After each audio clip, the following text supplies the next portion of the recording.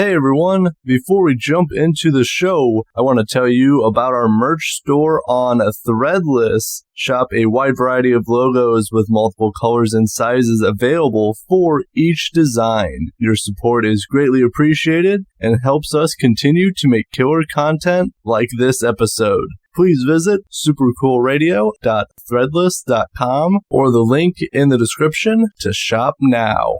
Hello everyone. I am Matthew Thomas. This is Super Cool Radio.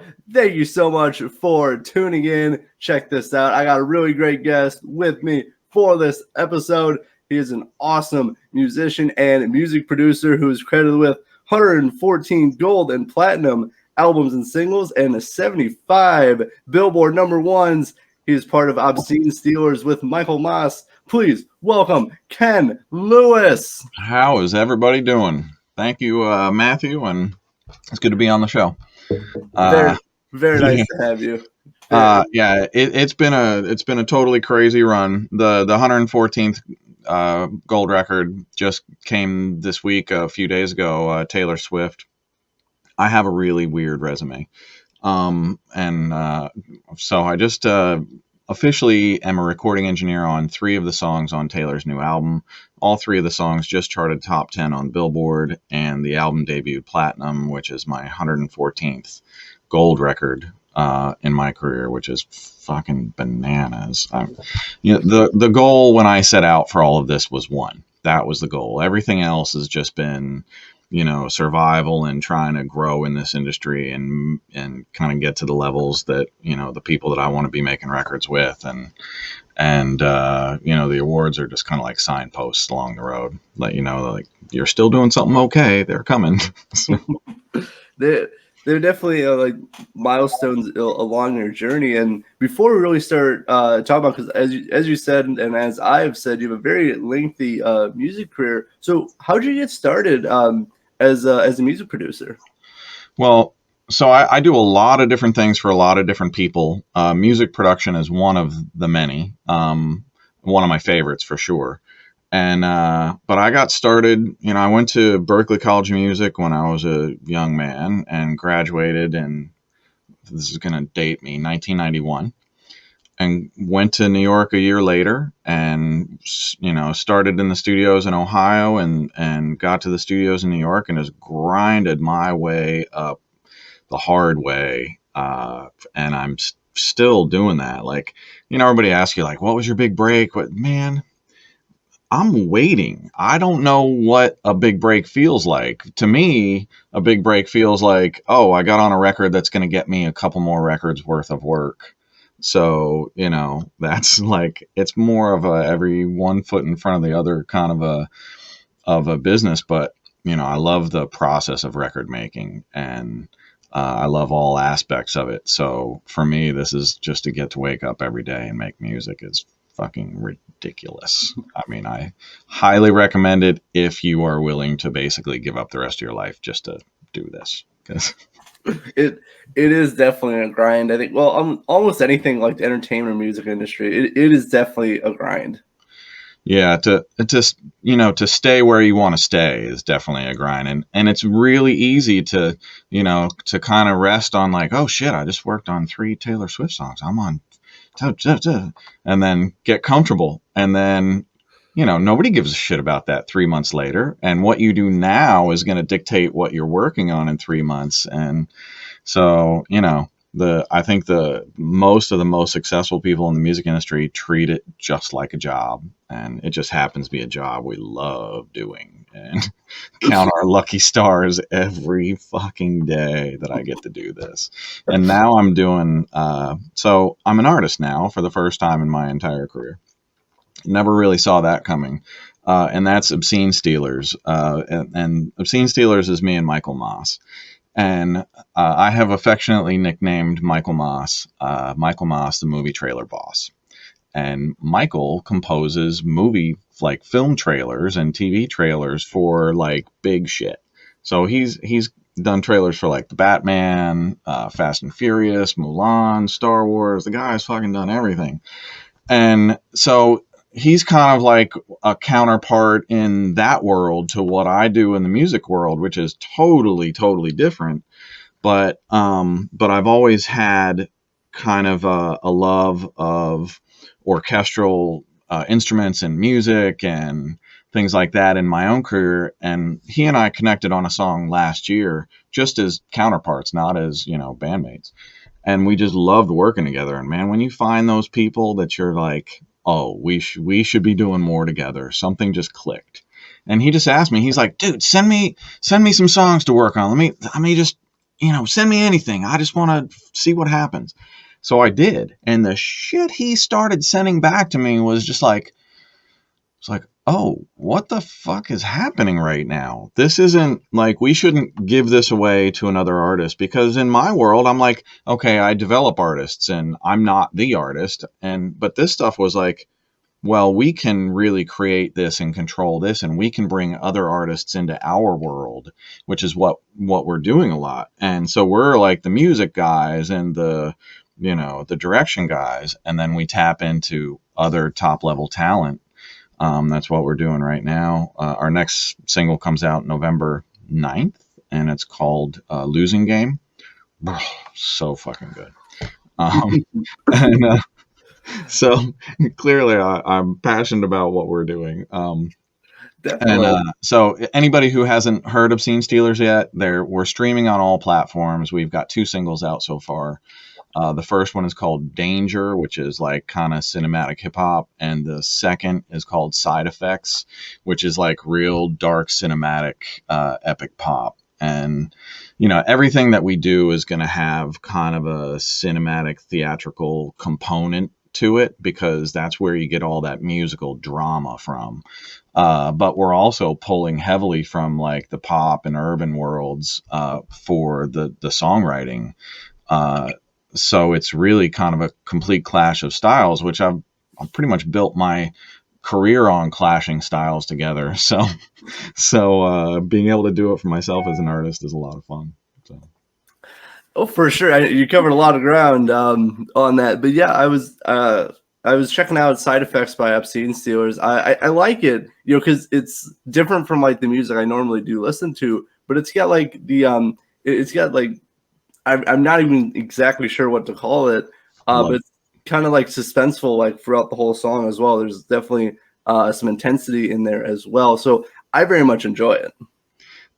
I love the fact that you can't put your finger on why it resonates. Yes.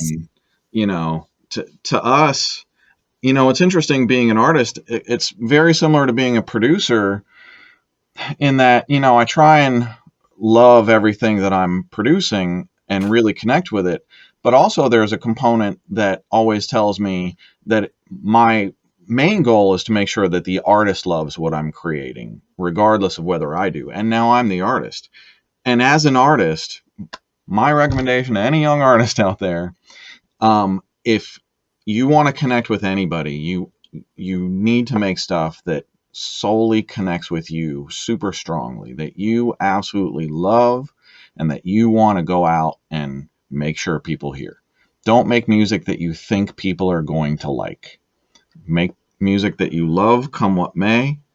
And making music that you think other people are going to like in a certain way almost never works out.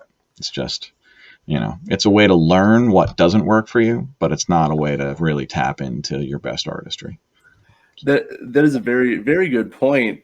And because like for my philosophy, like my opinion with stuff is that it has to, as you said, it has to connect with you. It has to come internally from you. Then you can, put it out externally into the world. But if you don't believe in it, how is anyone else supposed to believe in it?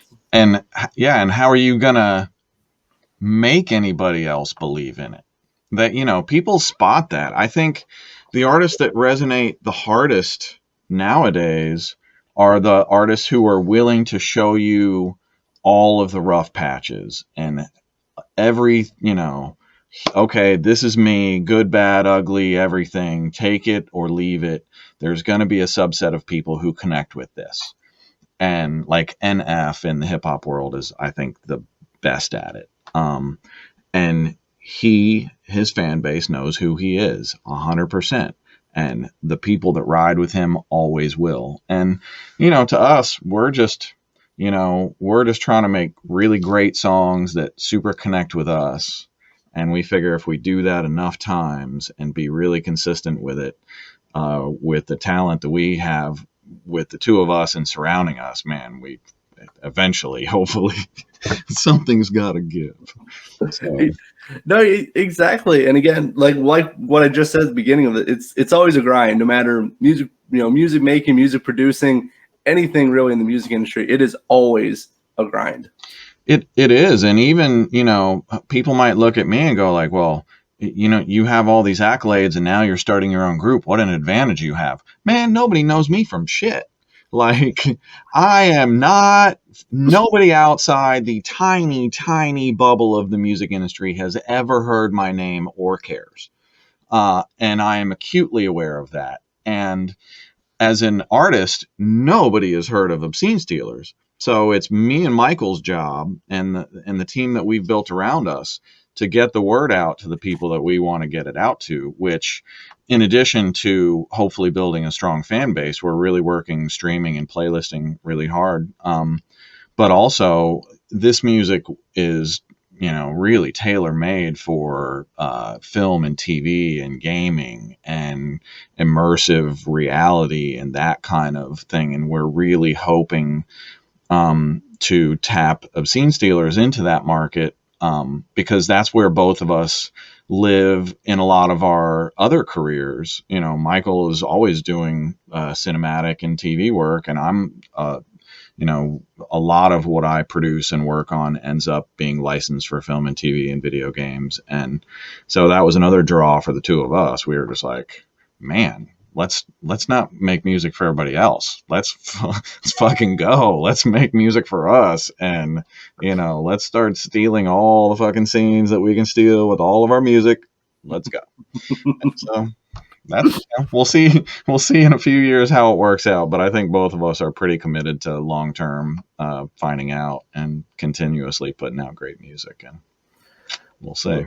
That should be the goal of any musician. But I definitely I look forward to seeing like where you guys progress from here. Obviously, obSCENE Stealers is very new to the scene, all scenes. But I definitely look forward to seeing like how you guys progress, where you guys go from here, where the music winds up at anywhere in the world. But you did mention a new single you guys are working on that coming out in November. Can you give any hints to like what people can expect?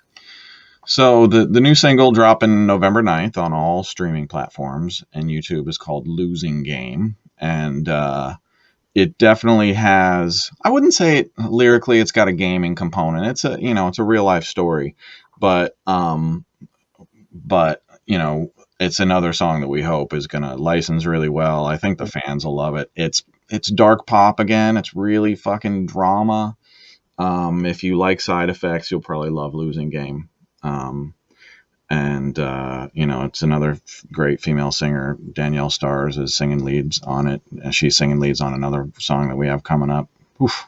Yeah, man. We just finished another song called 10 out of 10 that's going to come out soon. That's a fucking banger. And, Michael and I are really fast and we really have good sensibilities and we know when we're onto something, and we typically know when it's just not lining up, and we're, seasoned enough to go like, all right, let's focus on these things that are fucking great. And which one of these three is going to rise to the top next month? And we're always trying to, every single month, Losing Game. Now we're trying to top Side Effects. And after Losing Game, I don't know how the fuck we're going to top that one. But we're going to throw down with something a month later. And it's tough with our alternate realities to really create a song a month and put it out at a high level. But I think it's tough because, if everybody did it, it would, the noise would be too much. You could never break through. So the people who can do it consistently, it's not supposed to be easy. So yeah. We'll stick with it. We'll figure out how to do it. But we're already pretty stacked with material, so we're pretty stoked. You guys will definitely figure out. You both have been in the music industry and entertainment industry for a very long time, so you guys know like what what's going to connect with you and like what's not. Like, I'm not feeling this kind of thing. But it is, consistency is a really big part. Obviously, just like with podcasting, music, podcast, like consistency is definitely the key with everything, and longevity too. You got to be in it for the long haul. Yeah, you definitely do. And, speaking of podcasting, I have I guess a live stream from the studio called Mixing Night, which is also coming out November 9th. And basically one Wednesday, usually the first or second Wednesday of every month, I do a 2-hour live stream from the studio. It's called Mixing Night on YouTube. You can just go to youtube.com/Mixing Night. And it's me here. Basically, I describe it as like Howard Stern for studio folks. So I'm not really trying to teach you shit, but if you're interested in studio stuff, you're going to pick up a bunch of gems just because I'm showing everybody what I'm doing while, I do like live sprint mixing and I break down production techniques, and we have like beat challenges and ear training and occasionally interviews and big giveaways and shit. So, yeah. So, and the thing about Mixing Night that you've probably found in your own podcast is the more you do it, the better you get at it. And where you are now, and this is just like being an artist, where you are now, if you're consistent and dedicated to it, is not where you're going to be a year from now and 3 years from now. And, it's your own trajectory to just kind of keep going up like that, or to get comfortable and say, well, I'm good where I am. And then things start sliding back down before you know it. Exactly. No, that is a very good point. And I know, I started this, over 3 years ago, and I can for me, I could tell, I finally felt like this season, I finally felt like I hit my groove with like interviews, and I don't really get nervous for interviews anymore. Like, I get excited, like, awesome. I get to, interview, you, Ken Lewis, and like, all right, this is really cool. This is what, I'm prepared for. This is what it's going to be awesome. So like, I don't feel nervous anymore, which I think is a good feeling, but as I kind of realized, like, don't get too comfortable. Like, even if you like where you're at, don't get too comfortable, because you could easily slide back down, as you said. The getting past the nerves thing is really interesting. And, I'm old now, but it took me years to kind of get past that in certain situations. And, and now, like when I talk to young people that I'm about to do panels with or whatever, people have asked me for advice. Like, this is my first panel. I've never been on one. What should I do? And I'm like, you got to remember, you're the pro. They're here to hear what you have to say. So whatever it is that you have to say, you're the pro. You don't need to know anything other than that. Just give them your honest opinion and, participate and act like you care, and you're going to do great. And I think, when you realize that, like, oh shit, it's my show. Yeah. Okay. Well, then I have to dictate the pace here, and I have to, the Mixing Night is the same way. It's like, people think I just do it off the cuff. We prepare 3 fucking days for that show, like a whole team of us, and we don't monetize it at all, but it's become the thing that we love and we can't give up. So, that sounds really awesome. And definitely, I'll drop a link for your YouTube channel in the description of this podcast as well, along with some other links for obviously you and obSCENE Steelers as well. Thank you. But yeah, no, definitely. Again, I think I was talking to a friend a few days ago, and I think like for interviews or like podcasting, like Mixing That, like people think like, oh, you just show up and start talking. And that is the farthest like from the truth, because I think a lot of people who like try interviews, like they just go, oh, this person, I saw this on YouTube. Like, of course I can do this. And I can tell you there's a lot of prep that goes into, like, I got my notes here. Like, you can't see because they're off camera, but I always have notes, I always have talking points, and like your setup is also another thing. Like, you have to have good quality equipment too, because if it sounds like crap, then who's going to pay attention to it? Yeah. Well, it's great that it comes off so effortlessly, and that's the preparation behind it, is really that. And, and I've felt like a lot of your previous interviews that I watched before this, because I do my prep too. and that was one of the reasons that I wanted to do your show. I saw some of your interviews. It's like, this guy is fun. He clearly loves music. and he connects well with the people he's talking to. Yeah, let's fucking do this. All right. So, here I am. Thanks for the invite. I really appreciate it. Of course, I really appreciate you checking out my stuff. Why I started this, because I love music. That was like the whole reason I started doing this, and I'm glad like people can see that I'm passionate and I'm excited, and then I just like to have fun. Like it shouldn't be like I've seen a lot of interviews like the person's like very dry and it's not very exciting. It's like, forget that. I want to have fun. Let's get excited about this. Yeah, I mean, man, if you can't get wound up about music, come on, what can you? I mean, it's the best thing on earth. Exactly. And like I've connected with so much just music in my life, and I know it's like music has helped me through like a lot of like any kind of issues I had. There's usually some music out there that I've connected with, and I go, I can figure this out. Of course, I'm going to get through this. That sounds like so many people, and I mean that you see the power of music to just transform people over and over, and you just go like, all right, this is the real drug. Holy shit. This is the addictive thing right here. And, I've been incredibly lucky to find my way to a paycheck, to be able to survive this industry and make it my living. And that's a constant challenge. But man, I just can't see doing anything else. I mean, it's this or what the fuck would I possibly do? Exactly. No idea. Dude, I totally feel you. It was like I'd rather do this and have fun, or just go to a normal job and be boring. I'm like, I know it's gonna be a lot more work, but I'm gonna work at doing this. Yeah, that you got to have that entrepreneurial spirit if you're going to be an artist for sure. And and you got to have the thickest skin, and Yes, I know what you mean. Just like you putting yourself out there, you just there's always people who are going to go after you because they're having a bad day, and they spend 5 seconds doing this and they would never think about you again, and then 3 days later you're still thinking about that fucked up comment that and eventually like you realize as a creative, like all that shit is just bullshit noise, and that says so much more about them than you. And then you go like, oh, I'm more comfortable now. That stuff doesn't bother me anymore. And artists need to kind of have that same journey as well and get past that. And it's really hard because people are fucking mean.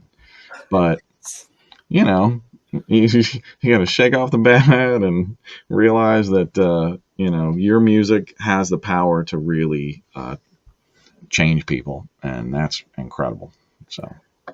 Oh, definitely. I know. It used to bother me a lot when I first started, but now I'm just like, whatever. It's social media. I know that people can say what they want, but obviously with music and stuff, obviously if someone's writing that kind of stuff, obviously their music did, you didn't connect with them, and that's okay. Music is not going to connect with everybody, but people are like social media. Like it's great for artists, and at the same time, you got to deal with all that stuff as well, being an artist.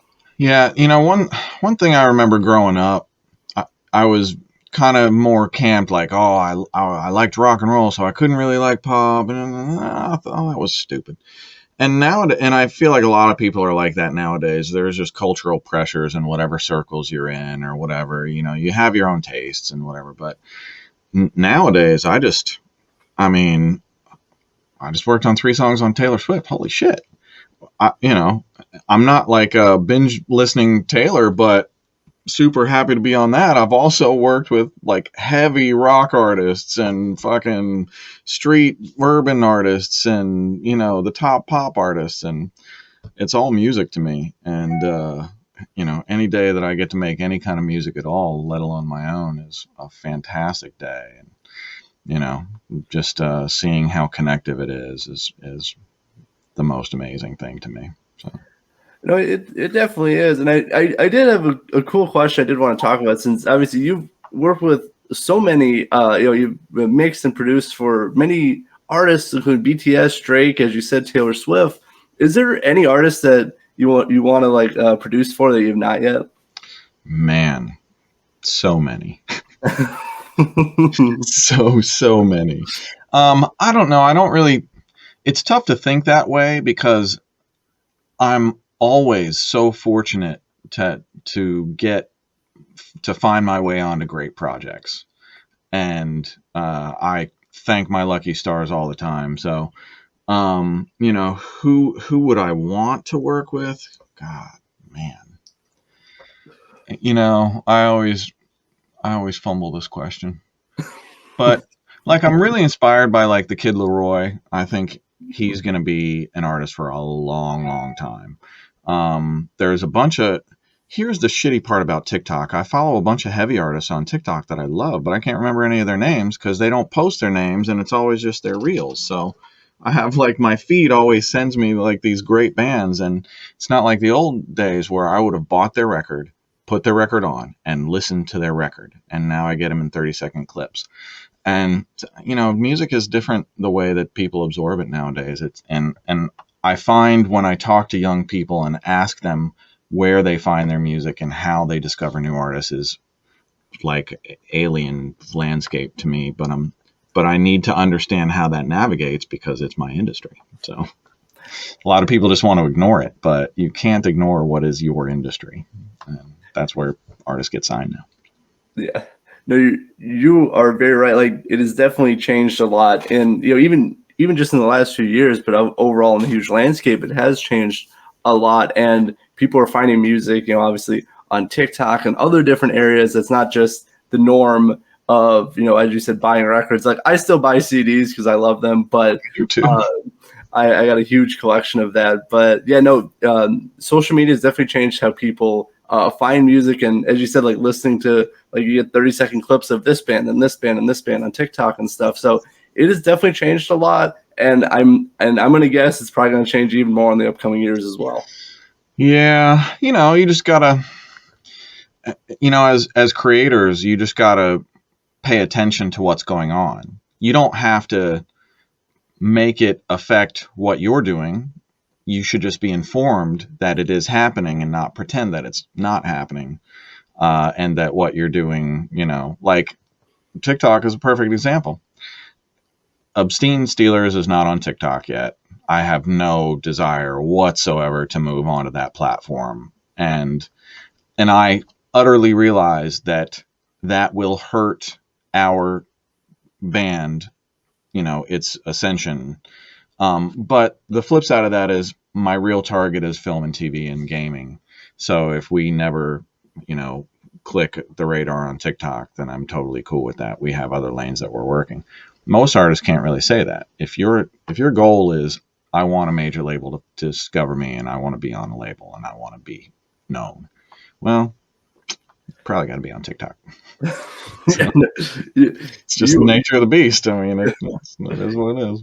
You are very right, but to go with your point about obSCENE Steelers, is that's not necessarily the avenue. That that's not your ultimate goal. Like that, obviously, as you said, film and TV is where you want your music to go. Now, obviously, if people discover you, love you, obviously that is a huge part, and that is what you want to connect with as well. But you already have kind of your idea in mind where you want the music to go. Yeah, we're gonna make music that we love, that we think people that will, that love the same types of things that we do will connect with and put on their playlists and wait, for the next single to come out. But the economics of the music industry is such that one correct licensing placement is worth millions and millions and millions of streams. And we live in that world.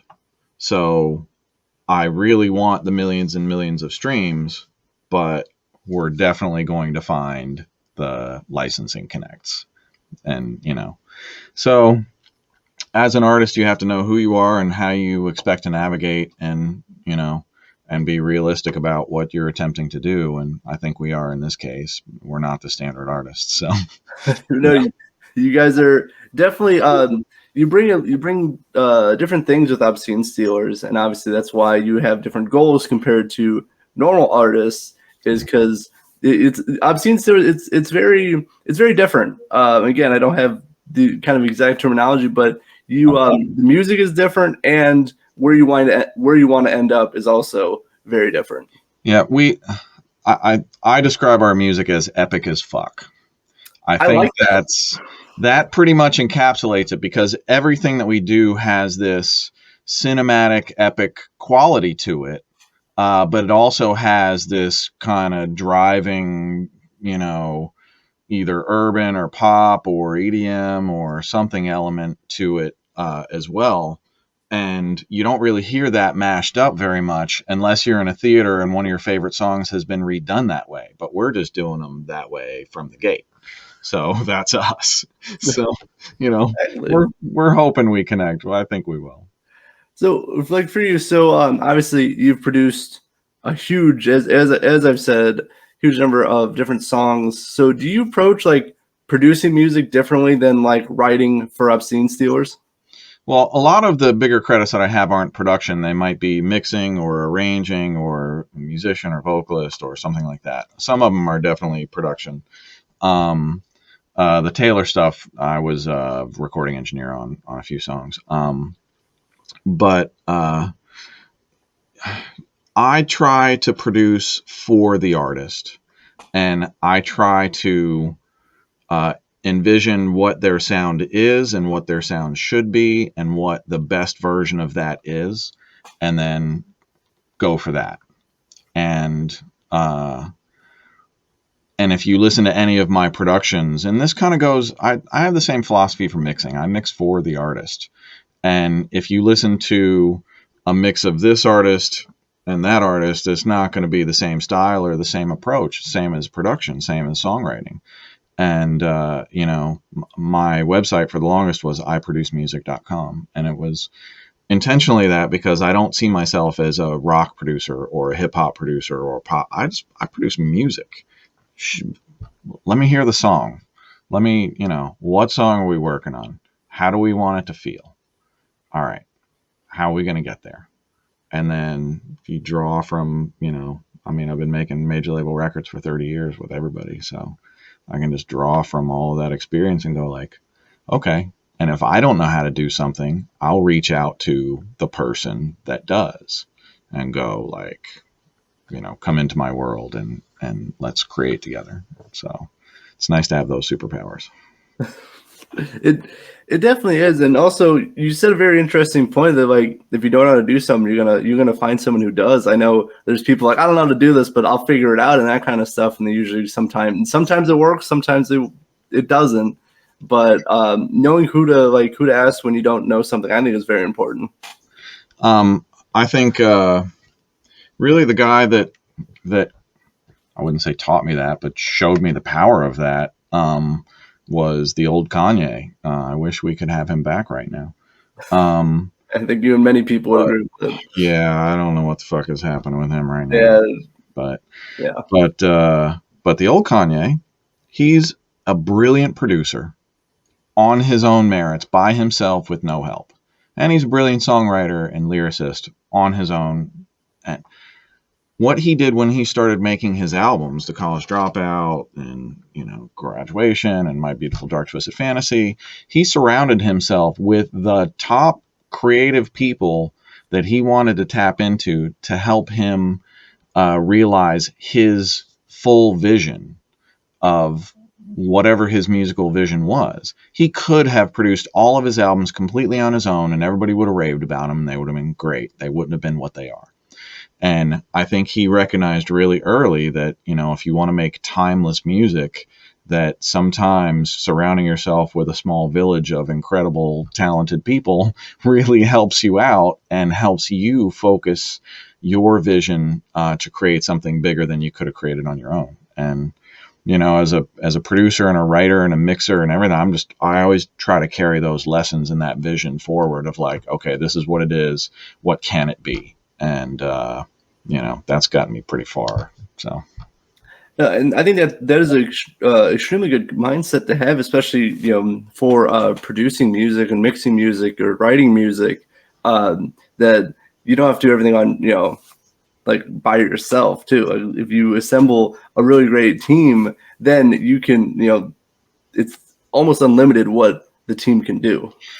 Yeah, and it's you find people that have strengths that aren't yours, and that you guys can both enhance each other.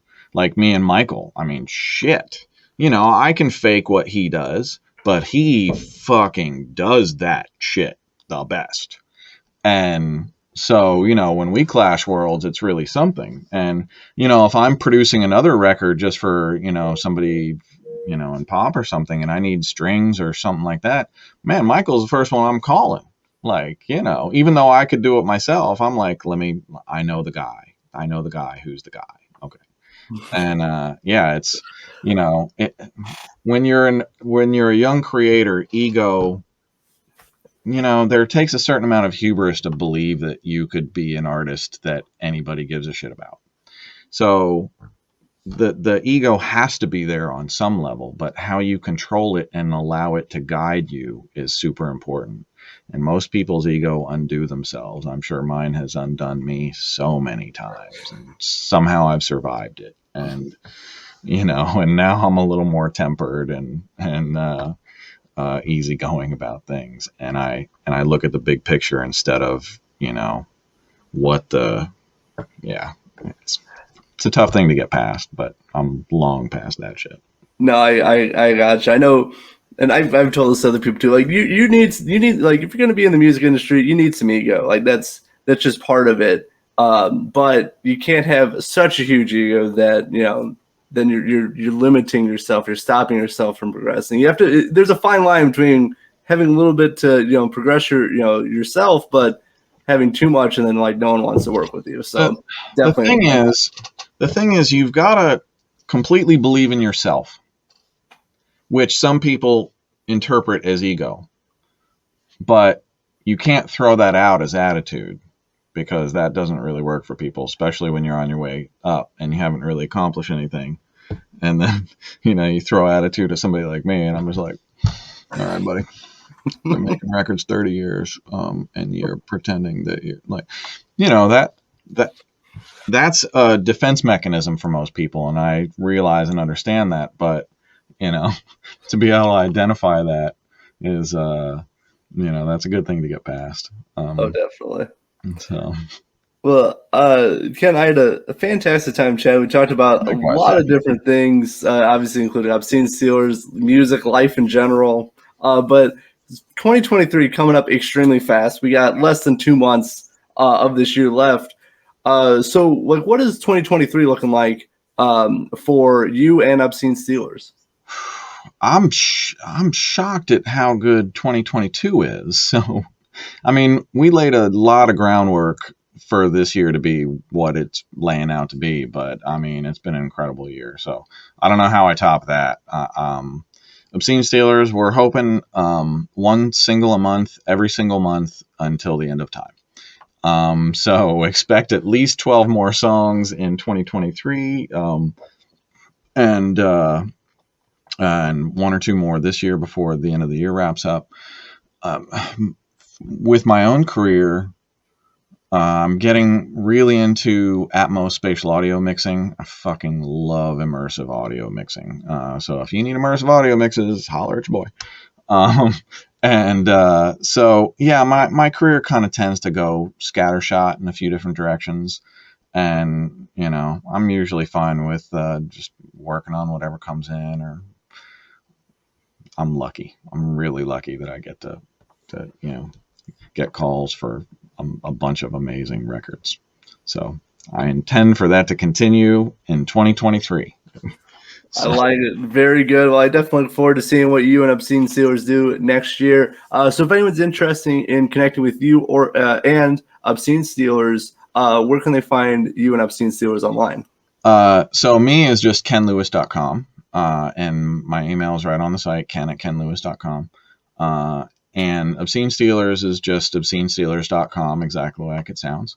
And we're every streaming service, Spotify, Apple Music, Amazon, Tidal, you name it, we're out there, YouTube. And check us out. The one thing that you can do that helps independent artists the most at streaming is listen to the song all the way through, save it to a playlist, and heart it, and then download it. Those things, everything is algorithmic based now. the algorithms love those things and shoot that artist up the algorithm. So the old method was, hey, can you buy a 99-cent MP3? Well, this is almost the same effect long term, because what it does is those early listens from the early fans really bump you up the algorithm and give you the chance to, become more successful and more people to hear you. So please stream us, like us, add us to your playlist. It really helps. That is some really great advice, and I do hope everyone who's listening definitely does that for obscene Steelers. Help them, with the algorithm. Have to build all that up. But Ken, it was a great time chatting with you. I loved hanging out with you. Thank you so much for being on Super Cool Radio. Thanks, man. I really appreciate it, Matthew. Of course. And as I said, there's going to be a lot of links for Ken Lewis in the description. Make sure to check them all out. And please stream support and give a like to obscene Steelers. Side Effects currently out right now. New single coming out very soon as well. But for Ken Lewis of obscene Steelers, I'm your host as always, Matthew Thomas. Thank you so much for watching and listening to Super Cool Radio. And remember, stay frosty.